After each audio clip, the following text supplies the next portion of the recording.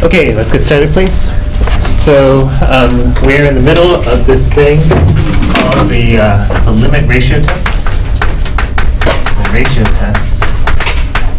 And what it says is that if you have a positive series and you look at the limit of successive terms, so a sub n plus 1 over a sub n, you look at a2 over a1, a3 to a2, the ratio of an plus 1 to an, and suppose that ends out to be some number rho. Okay. If that ends out to be some number, then, so if this thing actually exists, then if rho is less than 1, the sum converges. If rho is greater than 1, then the sum diverges. Okay. And last time we were in the middle of trying to understand what is really going on here. Did anyone figure it out? What is really going on here? What were the two words I was looking for? So think, if this were actually true, then what kind of a series would this be? Ayune? I thought you were saying it was like a geometric sequence. That's what we said about the other one. I didn't say anything about this one. I left it sort of hanging at the end, if you remember. Did anybody see? Franco? No, I mean, it would be monotonic, but that's not the key point.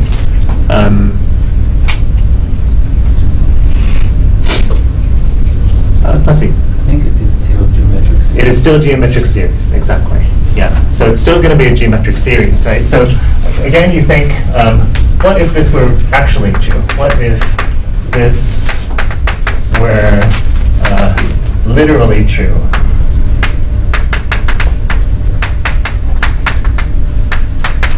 Right? What if this were literally true rather than just true in the limit?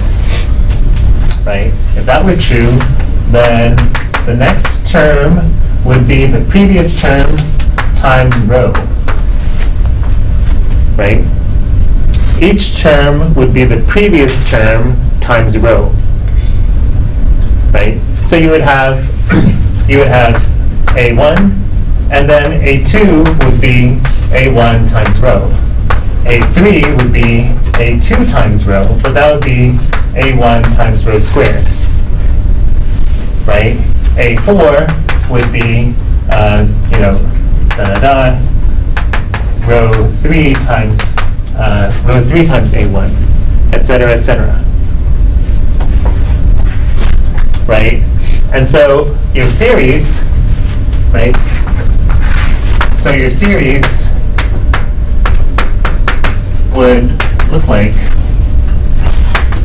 would be summation a sub n, which would be rho to the n minus 1 times a1 as n goes from 1 to infinity.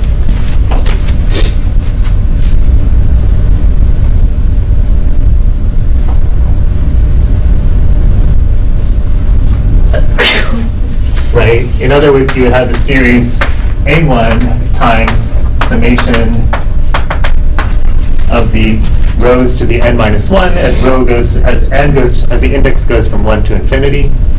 Right? Let me just re-index so that this is n goes from 0 to infinity, and we have the row n's going from 0 to infinity.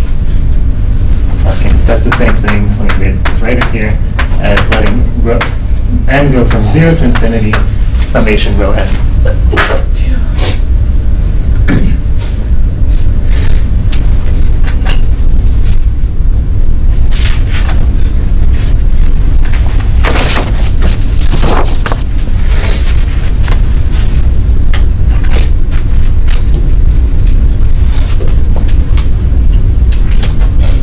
Okay, so if this were literally true, then you'd have a geometric series, right? You'd have some multiple of a geometric series, right? Everybody okay with that? Right? Good. Okay. So right, if you and if you knew that rho were less than 1, then your series would converge. If you knew that rho were greater than 1, then your series would diverge. Okay, so that makes sense. That makes sense, right? It's saying that if this is true, then you're basically a geometric series, and so if your ratio is less than 1, you'd converge. If ratio is greater than 1, you diverge. Okay. Okay. Okay. Any? So maybe I should.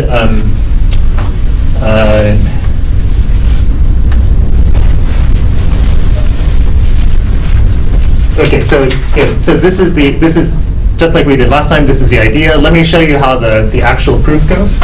Let me sketch out the actual proof, which is basically the same thing. So actual proof, just like what we did before. We say, well, let's look at the case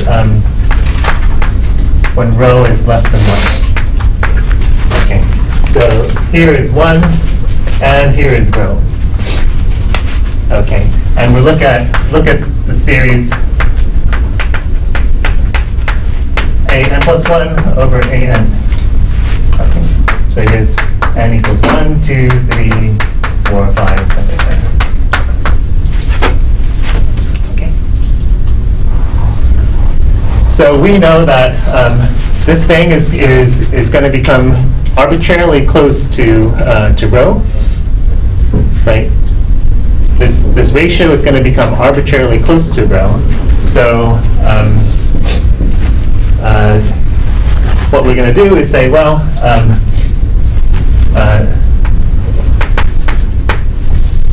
choose a mu between rho and 1, just like before.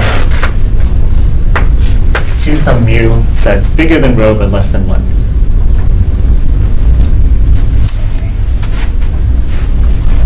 Eventually, right, since the ratio goes to rho, eventually we know, and by eventually we mean past some point, we have that all these guys are less than mu. Right? Right, for all and past some n.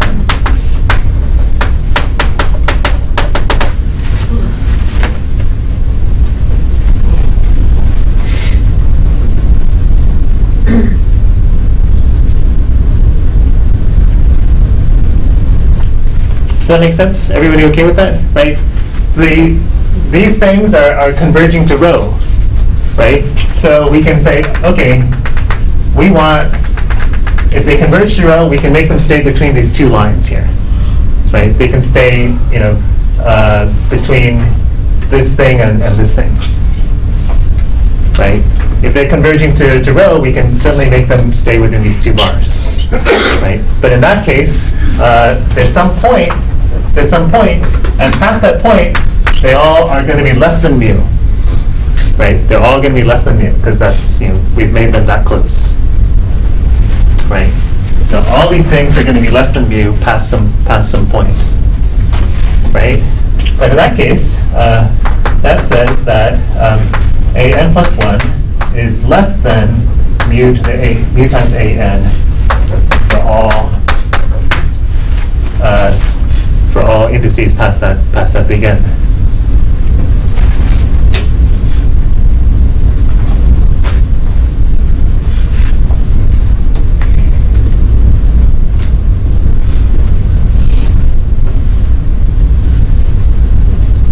Right? Just multiply this thing by a sub n. Right? Okay. And so what does that tell you? Well, a sub n plus 1 is less than mu times a sub n, a sub n plus 2 is going to be less than mu times a sub n plus 1. But that's going to be less than mu squared a sub n. Right? This guy, everybody is going to be less than mu times the previous guy. Right? So this guy is going to be less than mu times the previous guy, which is in turn less than mu times the previous guy. Right? So you get mu squared, and you keep on going, right? And you get that a sub n plus k is less than mu to the k a sub n.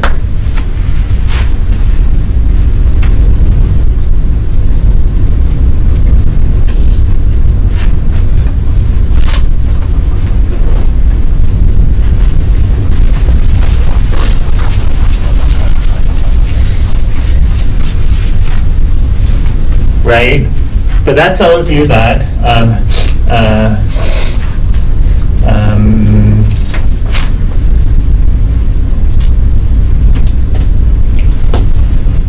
that if we look at summation, so let me say this. So this is for k equals 1, 2, 3. Okay. Now, since summation mu k a sub n, k equals 1 to infinity, converges,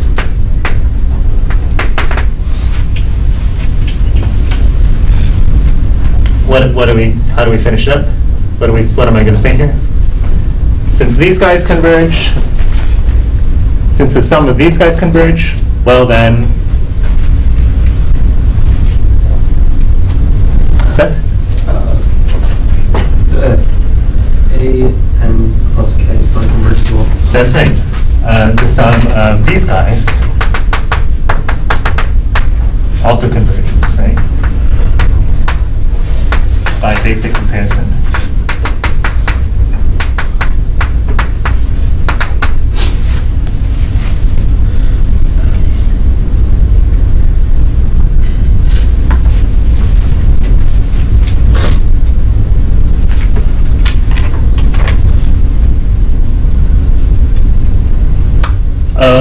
Oh, sorry, I made a sort of notational mistake here.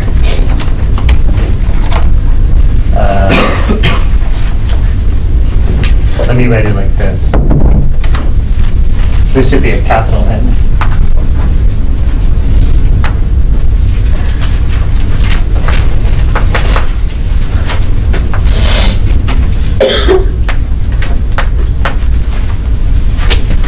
Because starting at that capital N, we have this property. Maybe I should make this like this. Okay.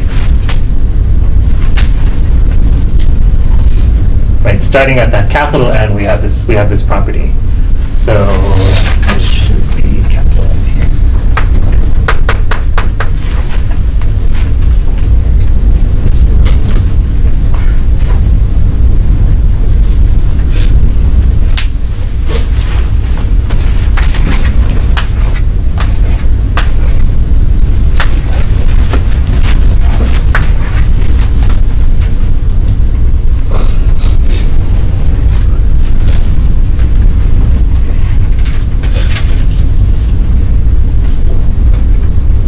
Okay, and so what does this tell us? This tells us that if we look, so remember we were looking at this sequence, right? N from 1 to infinity, right? We're looking at this series, right? N from 1 to infinity. And what we're saying is that if we start at capital N and sum those guys, then that converges, right?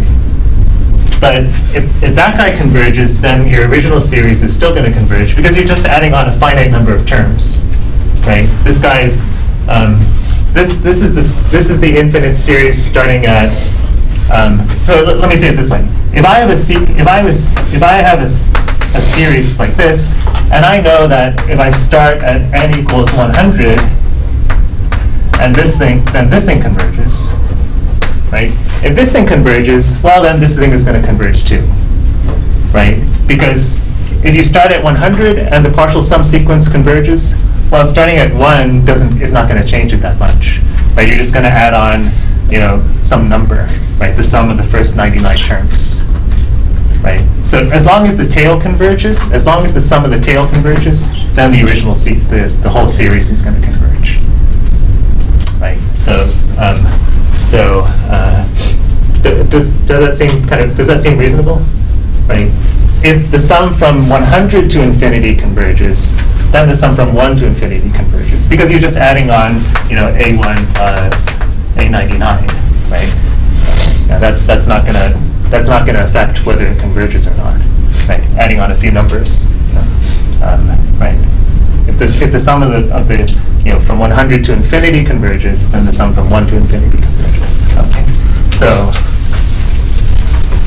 right, so since the sum from n to infinity converges, we know that the sum from 1 to infinity converges.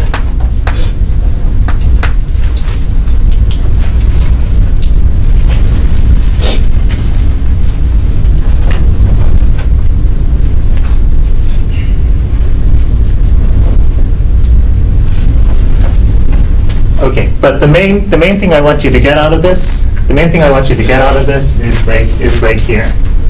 Okay, right, that right here. That if the limit is rho, then your series is basically smaller than a geometric series. Okay, right? And since you're smaller than a geometric series, and the mu is smaller than 1, well, then you're going to converge by basic comparison. Okay, that's the heart of the argument, right? If this limit is some number less than 1, well, then you're basically smaller than a geometric series whose ratio is less than 1. Okay, and so you converge. Okay, are there any questions about that? You seem kind of quiet, more quiet than usual.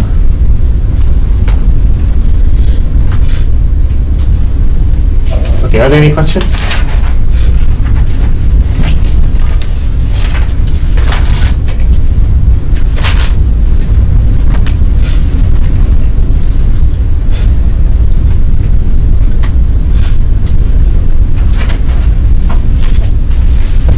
Okay, in that case, we'll go on. Okay. Okay, let me show you some examples of how to use it.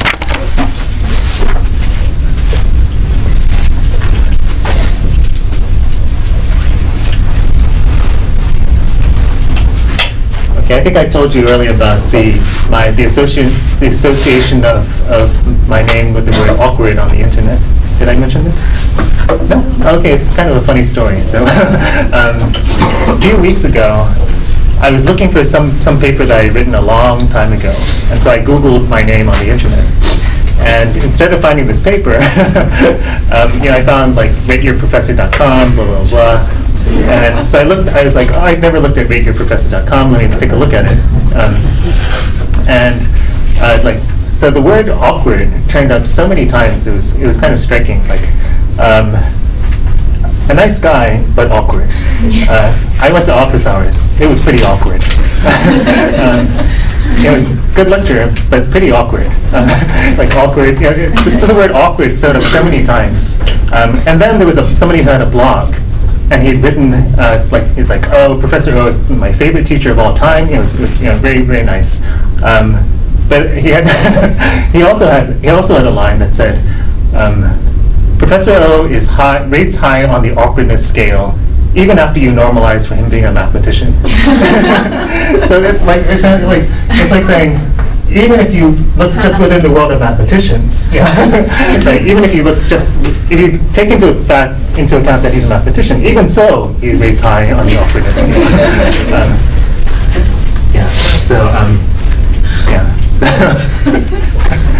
anyway, so just this long moment of silence just now reminded me, why that might be the case. Yeah. When I first came here and gave a practice talk like a job talk to teach a practice teaching talk, there was one point I asked a question, and I just sat here for a while, like waiting for an answer. And apparently everybody in the room was like the professors in the back who were watching me were getting kind of like antsy, uncomfortable. Like, how can you just sit there in silence for so long? And I was just, so I think it may be that I'm just more comfortable. I'm very comfortable letting people be quiet. I'm very comfortable with silence. So that might be, maybe that's why the word awkward is so associated. Anyway. Okay, so, or maybe I'm just awkward. I don't feel awkward. Okay, so let's do some examples of how to use this thing. So here's the first example, 1 over k factorial. 1 over k factorial. Okay, so a rough rule is that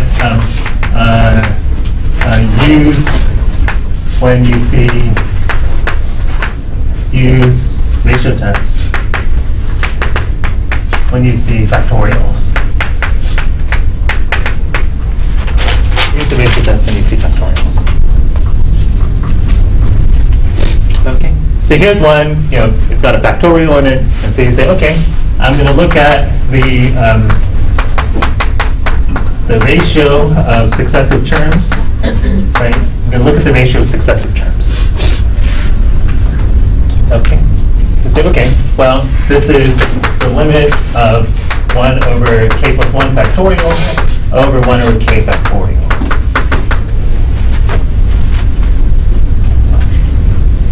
Right?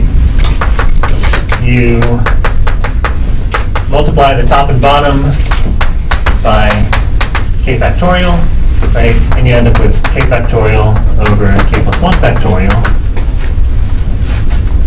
Right? It's always legal to multiply by 1, right? So we multiply by this funny looking 1, right? K factorial over k factorial, right? And you end up with this, right? But what's that? K factorial over k plus 1 factorial is going to be 1 over k plus 1, right? The limit of 1 over k plus 1, which is 0. Right? So that's good, right? That tells you that your series is going to converge, right? Because that's less than 1.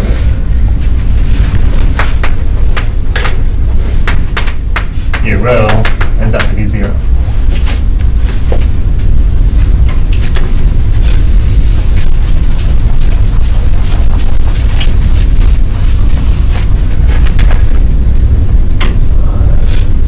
Okay. How about this one? Do this one on your own.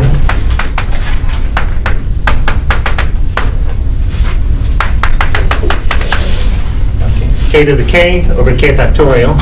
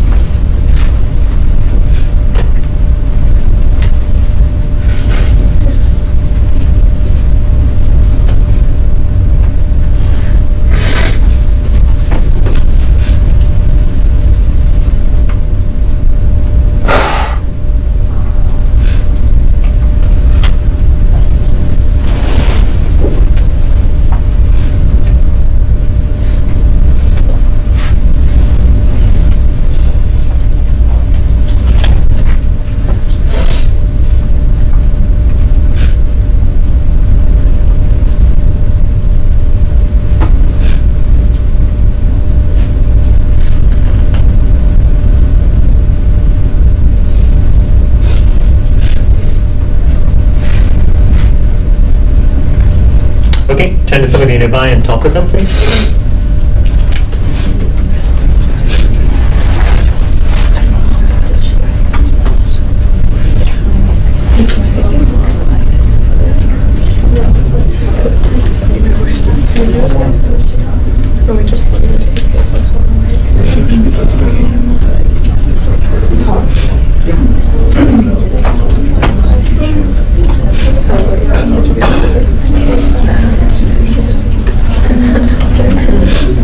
Okay, so you look at k plus 1 to the k plus 1 over k plus 1 factorial divided by k to the k over k factorial, right?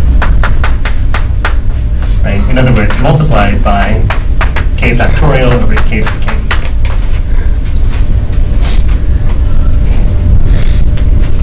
Right? So what you get is well, this k and the k plus 1 factorial are going to give you a 1 over k plus 1, right? This will give you a 1 over k plus 1. So we end up with k plus 1 to the k plus 1 over k to the k as k goes to infinity, right? But then the k plus 1 gets rid of one of the k plus 1s on top. Right? We've got a k plus 1 on the bottom, we've got k plus 1 to the k plus 1 on top, so we can cancel off, right? We've got a k plus 1 to the 1, we've got another k plus 1 to the 1 on top, we cancel those guys off, right? And we end up with the limit of k plus 1 over k quantity to the k, as k goes to infinity.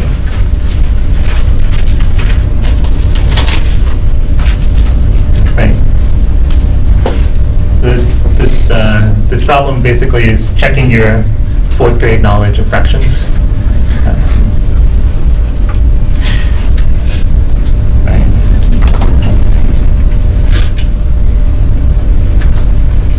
Okay, and now we check something different. What is this? This you've seen before. 1 plus 1 over k to the k. Geometry. No. No. If it were some fixed thing to a constant, yes. Right? That's a geometric sequence. Yeah. This is 1 plus 1 over k to the k as k goes to infinity. Right? Which you should recognize? Is it E? It's E. Yeah. Which is E.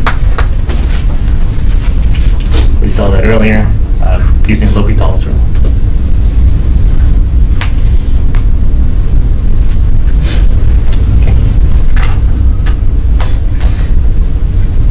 Okay, so what's the answer? Does this converge or diverge? It diverges, right? E is bigger than 1, right? So this diverges.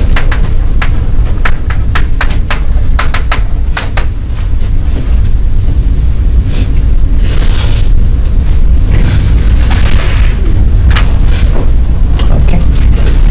Okay. And just if I flipped it upside down,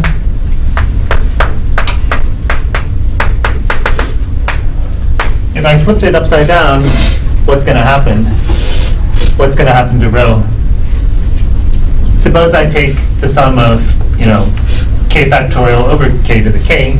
Well, then your rho is going to end up being, can anybody see it, Tanima? No? 1 over E. One will end up being 1 over E, right? And so this is gonna converge, right?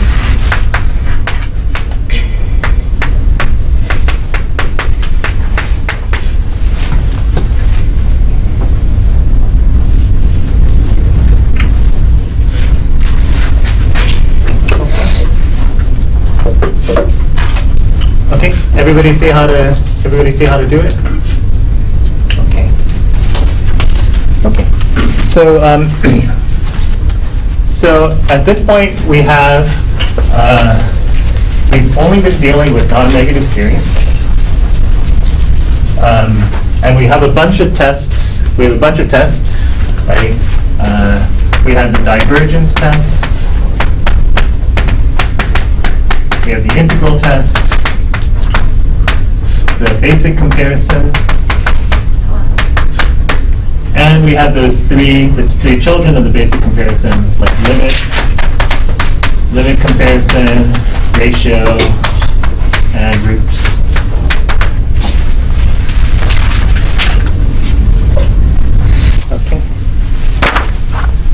Okay, so these are the tests for non-negative series.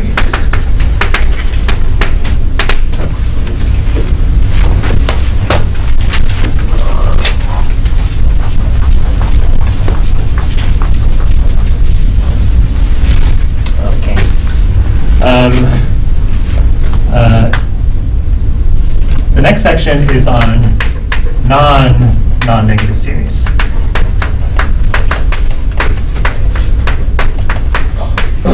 Okay, so what happens if you have a series and it's not a non-negative series? Okay. Okay. Here is our major trick to play.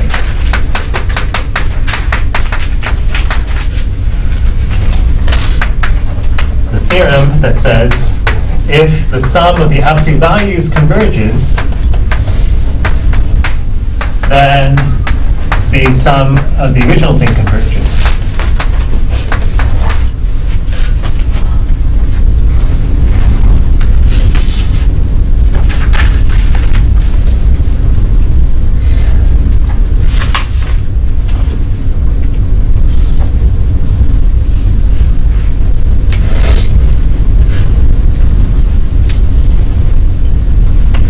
Okay, so for example, right? If I say, okay, we just had that. We just had this guy. No, let me make it easier now. So, okay, suppose I have, I look at this. 1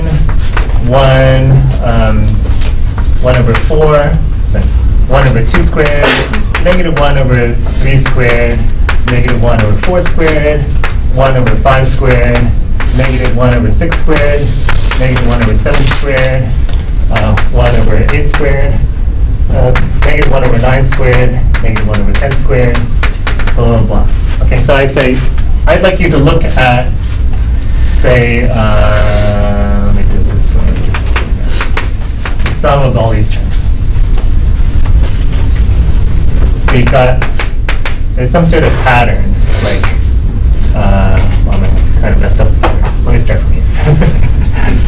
No, I guess I have to start from here. Okay. Anyway, so you've got something that looks like this, and some of the terms have negative signs on them, and some of the terms don't have negative signs on them. And I say, tell me about the convergence of this. Okay. It's kind of hard to do. But we have this tool, which says, look at the sums of the absolute values. Okay. So the tool says, theorem says, consider the sums of the absolute values. Well, the sums of the absolute values look like this, right? Right? The sums of the absolute values, these are just 1 over something squared. 1 over n squared as n goes from 1 to infinity. Right? And you know about this, right? This thing converges, right? It converges. So our original series converges.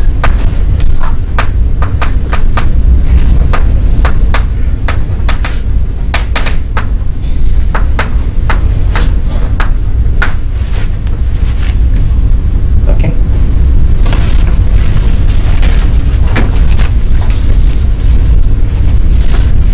Okay, so this is a useful tool. Okay, right? Right, and you see why we did all that work with the non-negative series, right? Somebody gives you an arbitrary series with a bunch of negatives on it. One trick you can play is to say, well, I don't want to think about those negative numbers. I'm just going to consider the sum of the absolute values, right? Then I've got a non-negative series, and I've got all these things to use. Okay, so you use one of these things and see if it works or not. So if it converges as a if the sum of the absolute values converges, then the sum of the original series converges. Okay.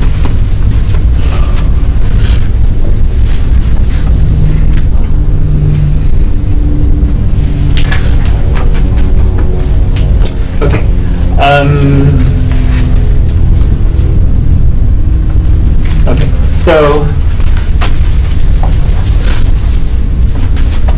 remark. Thus, the sum of the absolute values converging is stronger than the sum of the actual series converging. Right? It implies it. Right? It implies it. If this thing happens, well, then that thing's going to happen as a consequence. Okay? It's an even better. It's something more powerful than convergence. Okay. So that leads us to the definition. Okay. Definition is called absolute convergence, right? If the sum of the absolute values converges,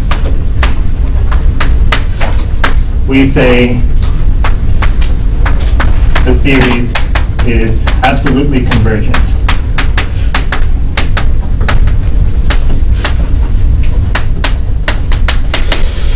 We say that the series is absolutely convergent. Okay. It's better than convergent. It converges for sure, but in fact it's something better than it. It's called absolutely convergent.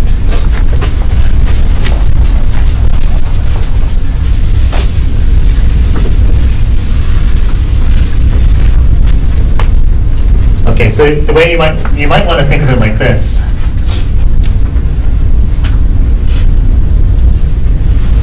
So if you think like these guys are the convergent series, and these guys on the outside are the divergent series. Okay. Well, the absolutely convergent guys are a subset. Are a subset of the convergent guys, right? They are sort of a even tighter, a condition that is even more difficult to satisfy, right? If you satisfy that, you're certainly within the convergent guys. Okay. If you're absolutely convergent, that makes you one of the convergent guys, right? So this thing here was an absolutely convergent series.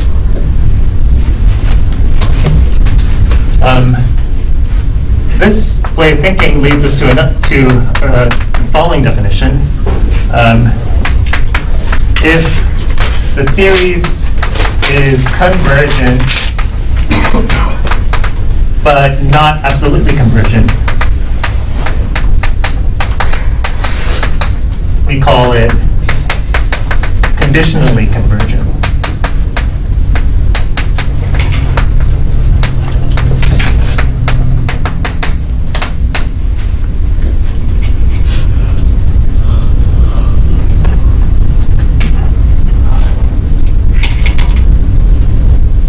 Okay, so in this picture, the conditionally convergent guys they're convergent, but they're not absolutely convergent, right? They're everybody inside this circle, but not in the ellipse here, right? The conditionally convergent guys are these guys, right? They're convergent, but they're not as good as the absolutely convergent guys.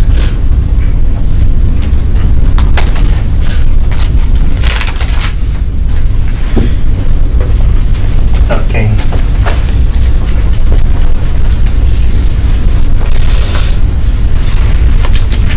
In a second, we'll see that if you look at -1 plus 1 over 2 minus 1 over 3, oh, sorry, let me write it this way. 1 minus 1/2 plus a third minus a fourth plus a fifth minus a sixth plus a seventh, blah, blah, blah. If you look at this series, we'll see in a second that this actually converges.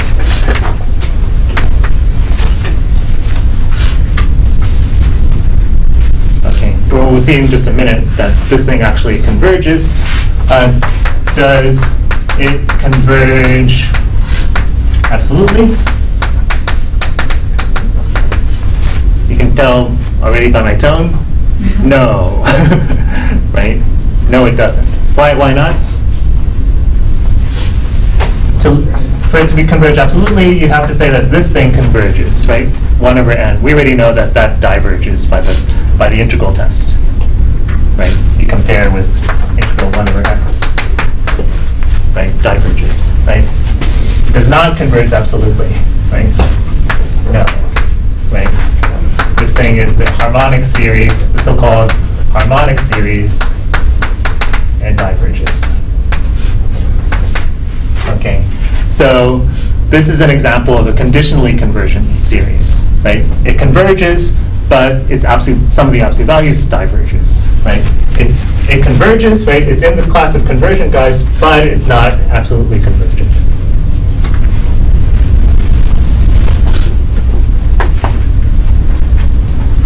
Okay.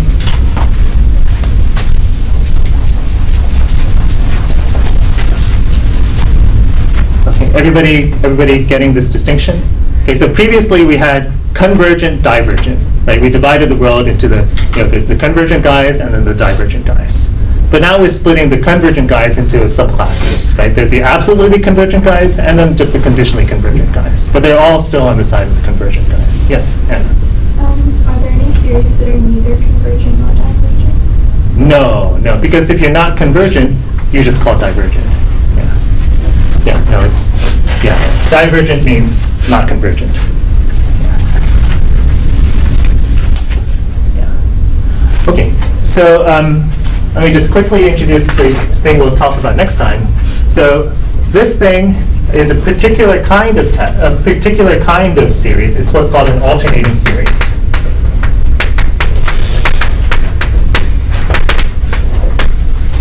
It's an alternating series. And here's the theorem that we're going to use next time. So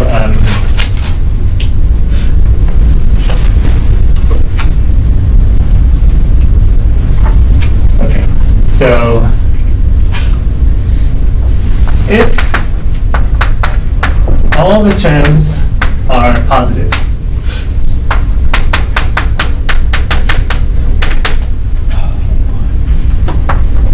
if all the terms are non-increasing and their limit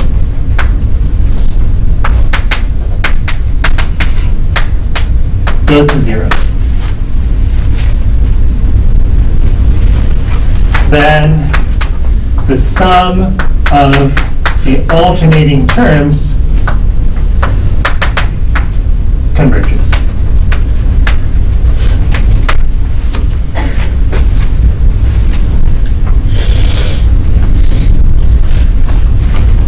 So this is called the alternating series test, aka Leibniz's test.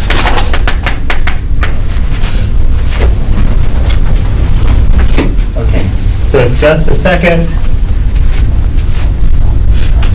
So look at this series here, right?